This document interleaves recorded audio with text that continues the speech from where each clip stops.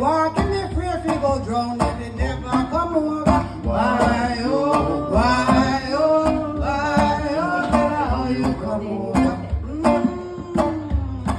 So they take piece of bamboo, take piece of bamboo, take piece of bamboo, they throw it on the water. Why, oh, why, oh, why, oh, tell her how you come over. They take piece of gram, take piece of gram, take piece of gram, throw it on the water. Why, oh, why, oh, why, oh, tell her how you come over. Check on the bamboo, check on the bamboo, looking at the water, the brand of the water. Why, oh, why, oh, why, oh, tell her how you come over. Check on the bamboo, check on the ground, looking at the water, me see grandly, grandly. Why, oh, why, oh, tell her how you come over. Check on the bamboo, check on the ground, me rocking and me jump on the banking. Why, oh, why, oh, why, oh, yeah, so me come over. So, gal, that's how you come over, huh? Yes, sir. Yeah, man. We all have to get over. Yes, yes. Tell you. Why, oh, how me come over. How we come over. Yeah, yeah, yeah. So me come over. I'm gladly come over.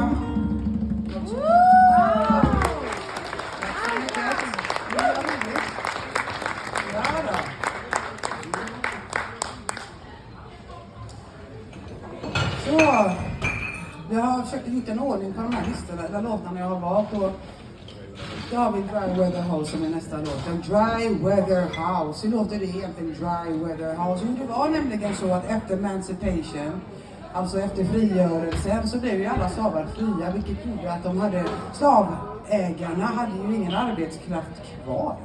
Så vad gör de? Jo, då anställer de ju dem. Och så ska de ju fixa lite bättre boenden och etc. Men blir det verkligen det? Nej, för de här dry weather houses då, de passar bara när det är dry weather, torrt väder.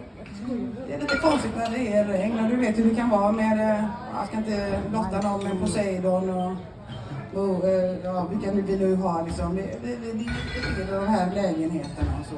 Så dry weather. Yeah, well, in Jamaica, in the Caribbean, you know, they say in the Caribbean we have two seasons: the dry season and the wet season. The dry season is the winter. The wet season is in the summer when we get all the storms and hurricanes and stuff like that. But when you go to the Caribbean, you know, and you see what we call chattel houses, these little small houses that local people live in, there is a lot of reasoning behind the architecture, for example. And the history of all that is that after during emancipation, that the people of African descent who were slaves, no, they have freedom. They don't necessarily want to continue working on the plantation. but of course, mouths have to be fed, you know, and the people have to survive. The plantation owners and Europe needs to make money from sugar and cotton, and the architecture plays a big role in that in the Caribbean.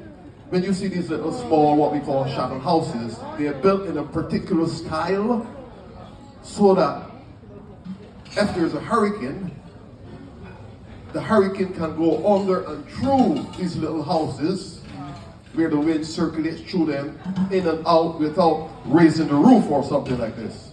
And that's specifically because the way they're built. They're standing on stones. They're just like four sides. When you're ready to move house, when you find work on another plantation, you move the house side by side.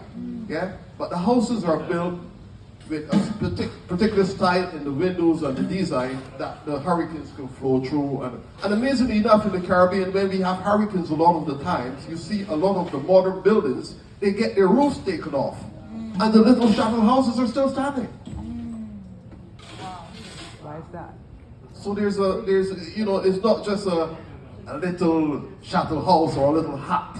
There's a lot of meaning to it. There's a lot of history to it. There's a lot of social connotation to the way we build in the Caribbean, till example. Ska vi prova den låten nu? Se om vi kan komma igenom.